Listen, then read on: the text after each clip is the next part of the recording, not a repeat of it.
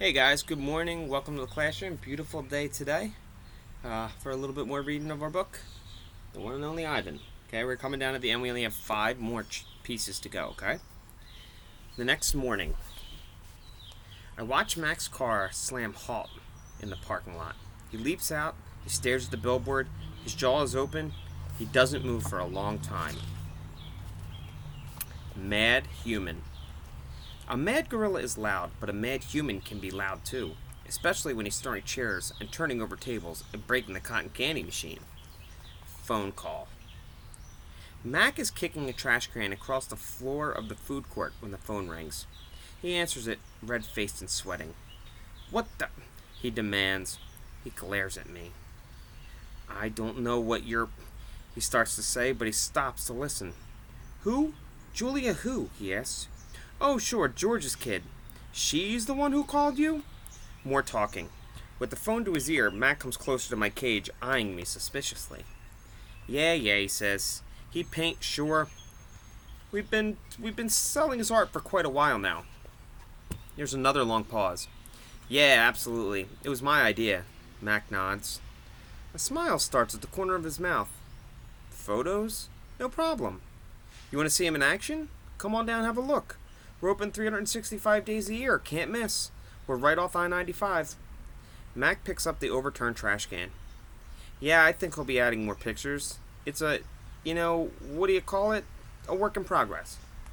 When the call is done, Mac shakes his head. Impossible, he says. An hour later, a man with a camera comes to take my picture. He is from a local paper, the one Julia called. How would you take one of me with the elephants? Max suggests. He drapes his arm around Ruby's back, grinning as the camera clicks. Perfect, the man says. Perfect, Mac agrees. And finally, we get a picture of Mac.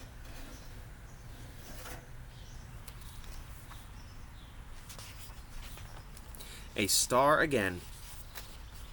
A photo of the billboard is in the newspaper. Mac tapes the story onto my window. Each day, more curious people arrive. They park in front of the billboard. They point and shake their heads. They take their photos. They come in the mall and buy my paintings. While visitors watch, I dip my hands in fresh buckets of paint. I make pictures for the gift shop and pictures to add to the billboard. With trees with birds, a newborn elephant with glittering black eyes, a squirrel, a bluebird, a worm. I even paint Bob so he can be on the billboard too. I can tell he likes the picture, although he said I didn't quite capture his distinguished nose. Every afternoon, Mac and George add my pictures to the billboard. People slow their cars while they work. Drivers honk and wave. My gift shop pictures now cost $65 with frame. The Ape Artist. I have new names. People call me the Ape Artist, the Primate Picasso. I have visitors from morning till night, and so does Ruby. But nothing's changed for her.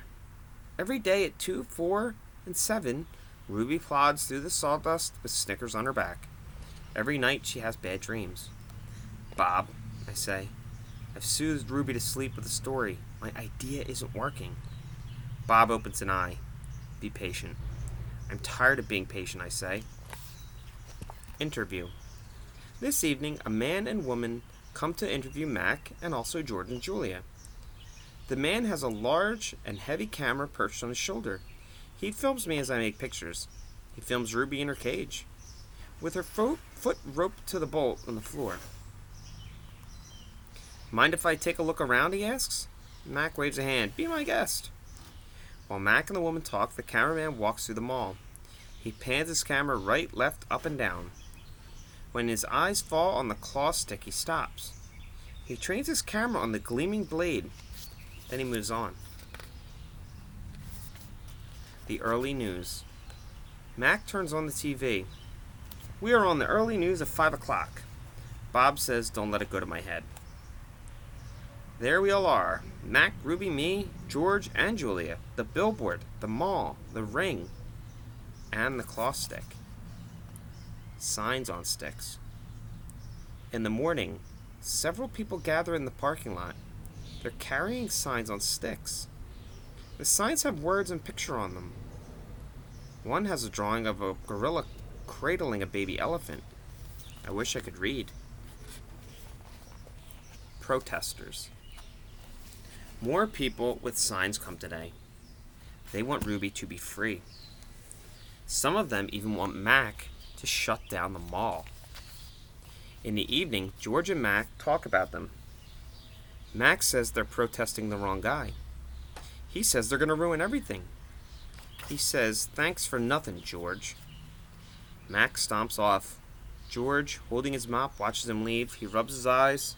He looks worried. "Dad," Julia says, looking up from her homework, "you know what was my favorite sign?" George asks, "Which one?" "The one that said elephants are people too." George gives her a tired smile. He goes back to work. His mop moves across the empty food court like a giant brush, painting a picture no one will ever see.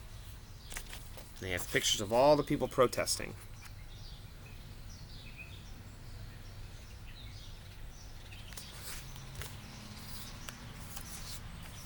Check marks.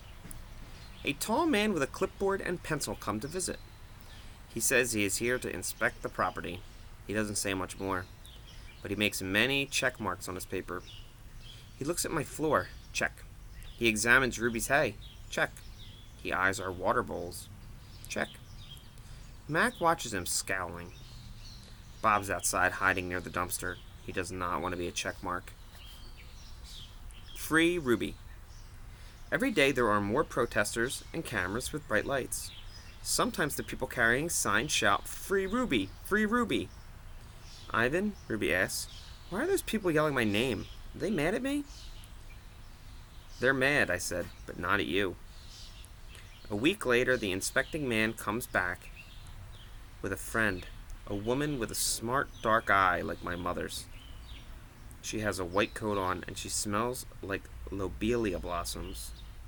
Her hair is thick and brown, the color of a rotten branch teeming with luscious ants. She watches me for a long time. Then she watches Ruby. She talks to the man. They both talk to Mac. The man gives Mac a sheet of paper. Mac covers his face. He goes to his office, and he slams the door. Alright guys, that's our part for today. I hope you enjoyed it. Again, we have 4 more left to see what happens to Ivan and Ruby. And I will see you next time.